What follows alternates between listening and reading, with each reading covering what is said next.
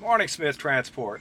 Dan Welker here. Just wanted to share with you a few suggestions or ideas on when you're backing underneath the trailer, getting up underneath one to take and pull that load and get your day started. You may want to take a few of these pointers to heart, and it may help you avoid some issues down the road. You pull into a lot, you get up underneath the trailer, you high hooked it, or you can't figure out how to get back out from underneath that kingpin to lower that trailer, or even backing underneath the trailer.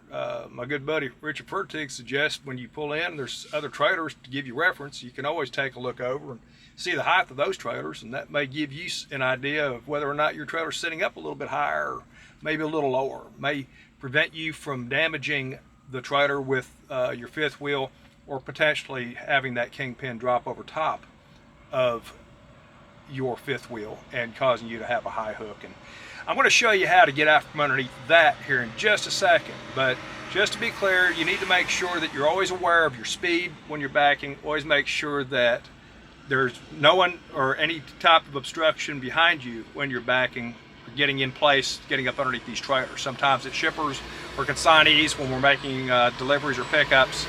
They can be quite active. So always make sure that you've put yourself in a good position and have made sure that you've got a clear area for backing. And you can always honk your horn just to give a little bit of, say, hey, I'm fixing to back, get out of my way. Now before you back, get up underneath this trailer, you're going to want to make sure that your fifth wheel is in a position to allow you to gain access to that trailer without causing harm to the nose of that trailer. Notice when I pulled out from underneath the trailer, the fifth wheel plate is still level. It shouldn't be. That could ram into the nose of the trailer and puncture it, cause damage. We don't want to do that. What I want you to do is, it's real simple. Fifth wheel is set up on a fulcrum. It's real simple to push up and down. One finger will lift it or push it down. That's going to come in handy in just a minute. At this time, you also want to inspect, make sure that everything's working properly. Make sure your air lines aren't cut. Make sure there's no damage to your fifth wheel. It's always a good idea to inspect these tractors before you actually run them each day separately from a trailer. If you aren't able to do that, well, it's understandable. A lot of us are attached to a trailer most of the time, but it's a good idea to take a look at these tractors, get in between the wheels, look at your brakes. Take that opportunity to do a safety inspection on your tractor. Now, what I purposely done this morning is I've put this trailer in a negative situation. You might have had this happen. You go to different lots to pick up your load, and the trailer's sitting way up high, and you're cursing it, and you're wondering, well, you know, I got to get up underneath it. So you back up underneath it, and the next thing you know, you done high hooked it, and you run that kingpin over top of the fifth wheel, and now it's sitting in front of the fifth wheel, and there ain't really nowhere for it to go. You aren't going to get it out like that. You know, you can fret about it, jump up and down and scream and yell and curse the world, but it's not going to fix your situation. I've talked to drivers that have been in this situation numerous times.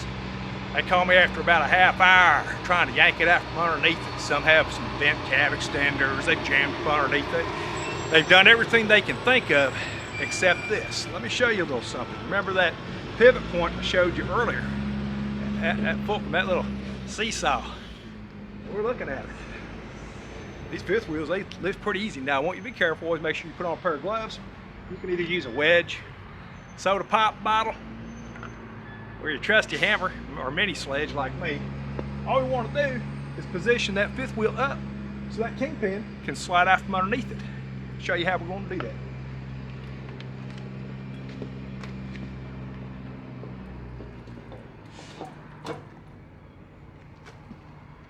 Now, we've got it raised.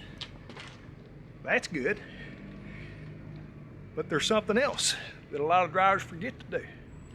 They forget to drop their airbags. Now, because it's still up pretty high, unless we decide we want to go crank that handle. Remember, this isn't taking much time at all.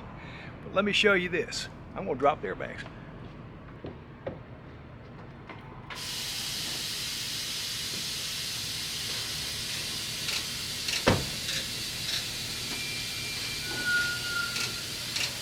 looky there. Oh, baby. Look at that. Isn't that amazing? All we got to do is pull out from underneath it and we'll be in high cotton. That's all we're trying to do. We're trying to help you spend less time in misery and more time on the road. And this way, at least you've got an idea now on how to free yourself up. Didn't even take me, what? Not even a couple minutes to get out of that precarious situation. Could potentially damage and cause issue with your tractor, trailer, your load, and the people that are around you.